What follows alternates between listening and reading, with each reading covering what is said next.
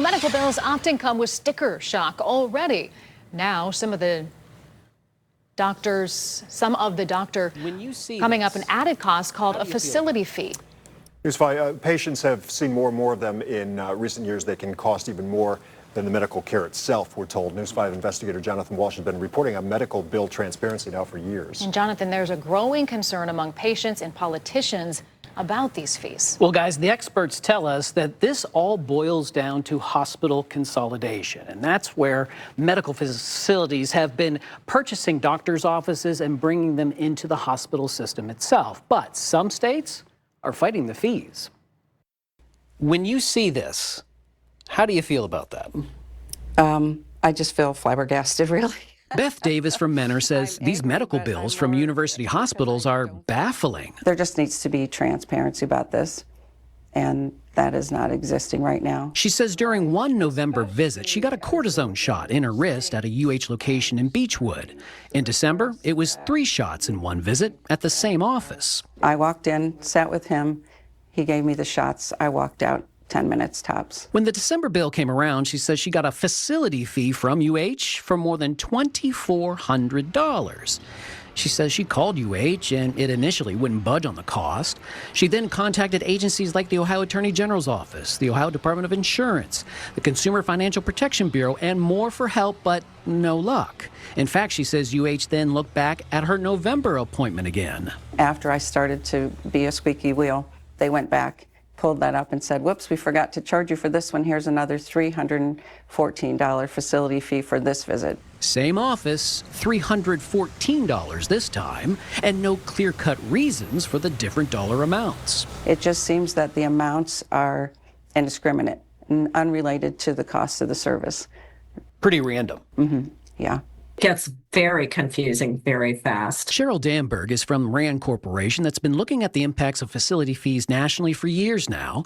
She says in general, U.S. hospitals have been buying up independent doctors' offices recently. When they do that, our research has found that they shift the site of care where people receive their services. And she says that often means more buildings where facility fees can be charged. There's no federal guidelines. There are no state guidelines about what these should be. Maureen Hensley Quinn is from the National Academy for State Health Policy that works with state legislators nationwide. In some cases, states are aiming to just make sure consumers are aware that these facility fees may be billed.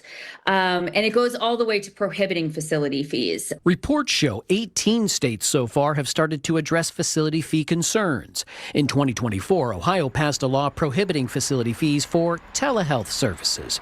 You know, when you talk to a doctor on a screen and never step foot in an actual facility? Maureen says some state and federal politicians are looking at enacting site-neutral payments.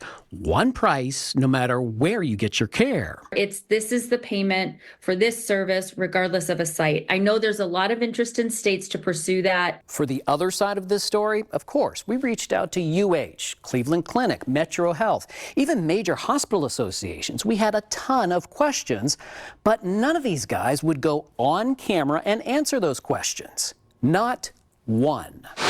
On the American Hospital Association site, it says facility fees are needed for a wide variety of costs. Metro sent a statement saying, in part, in an outpatient setting, fees are charged for specific procedures like x-rays, MRIs, and laboratory tests. Cleveland Clinic's statement says, in part, it's following strict quality standards, and there's significant added costs of complying with these standards. UH referenced accreditation standards in its statement to us and said facility fees help allow us to provide the highest quality of care for our patients. However, for Beth, the UH facility fees have had a chilling effect. I don't know if I should have my mammogram. I don't know if I should go to the doctor and see him because his office is in a facility that does surgery. Beth tells us UH eventually said she could pay $500 in fees for the 2 cortisone shot visits instead of $2,000 plus, which shows the current roller coaster ride of facility fees. I think that it comes down to hospital finances. I think they need to figure out how to manage their finances without charging unreasonable fees. Now, we've done extensive reporting on the new hospital price transparency law that passed right here in Ohio. One of the co-sponsors tells us he wanted to put facility fees in that law, but other lawmakers pushed back. However, he says there's still interest right here in Ohio to address facility fee concerns. So stay tuned. There's no definition. Nope, There's no set fee. no set fee. It just kind of goes up and down, and that leaves patients very Right? confused. I mean, Like, people what the heck? understand they have to pay for certain things. You got to pay for the Absolutely. security guard. You got to pay for the parking attendant.